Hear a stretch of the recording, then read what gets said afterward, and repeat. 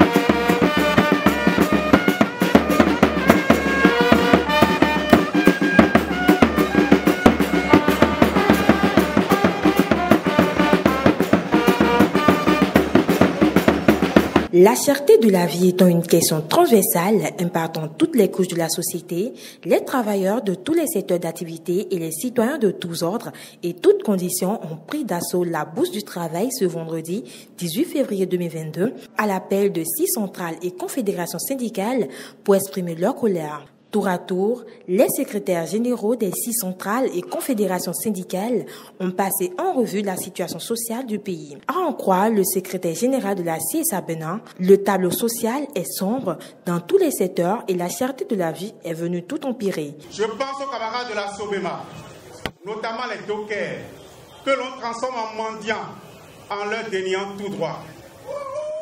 Je pense aux travailleurs de l'entreprise multinationale qui gère Maria Gleta 2, que l'employeur punit pour avoir osé réclamer de meilleures conditions de travail. Je pense aux difficultés des salariés de l'ANM, etc.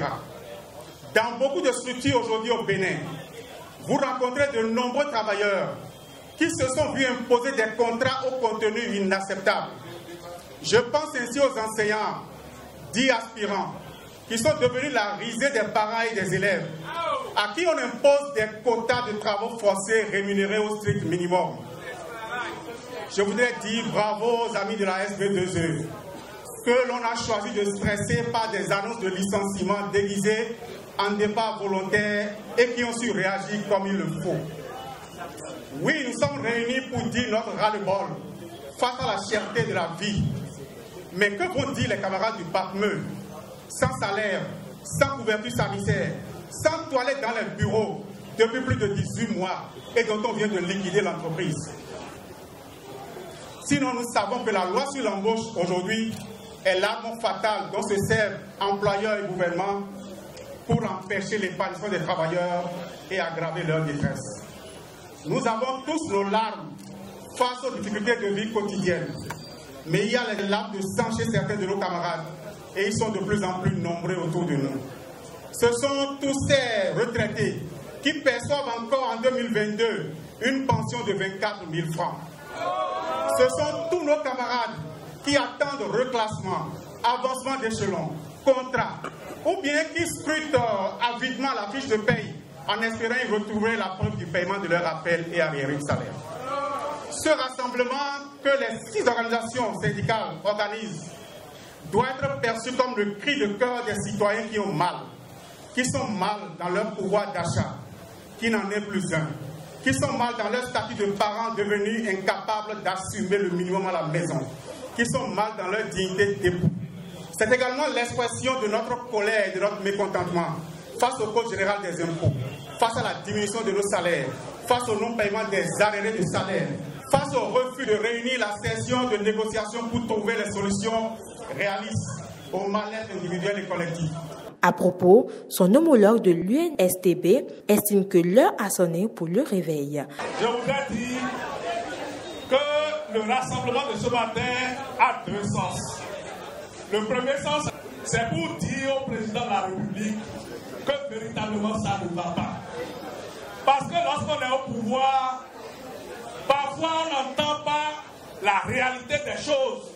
Il y a des conseillers, il y a des ministres qui disent tout va bien, monsieur le président. C'est quelques-uns qui crient seulement.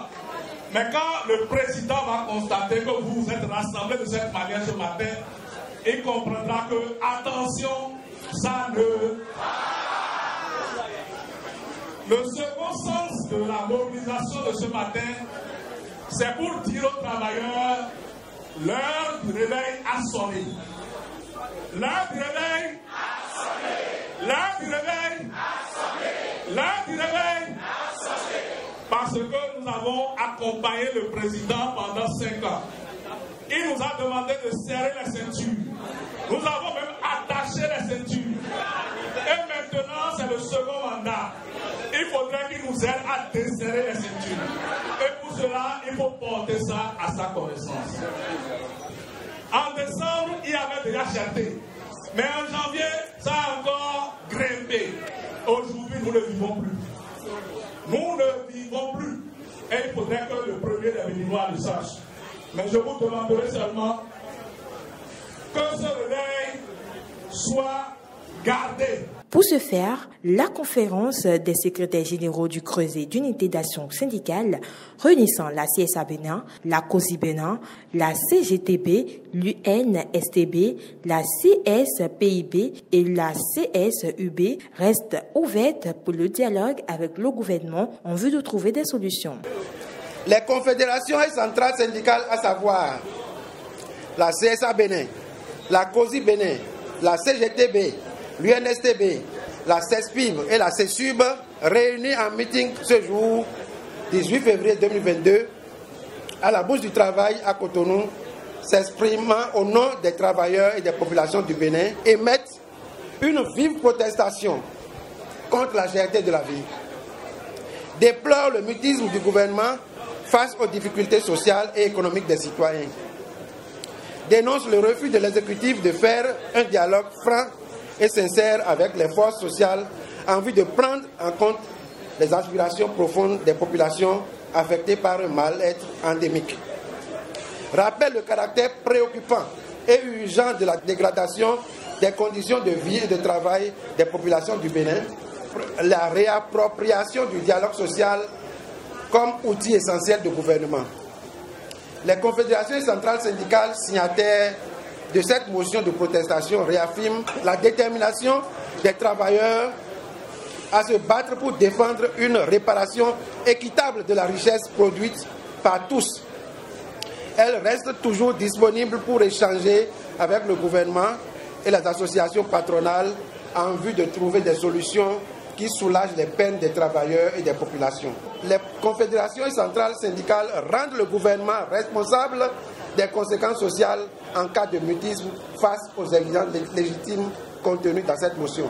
En prélude à ce meeting, il y a eu un atelier pour étudier le niveau des salaires dans le pays et les interventions nécessaires pour leur véritable revalorisation. Un déjeuner de presse avait été donné le 28 janvier 2022 pour rendre publique la position des centrales sur la revalorisation.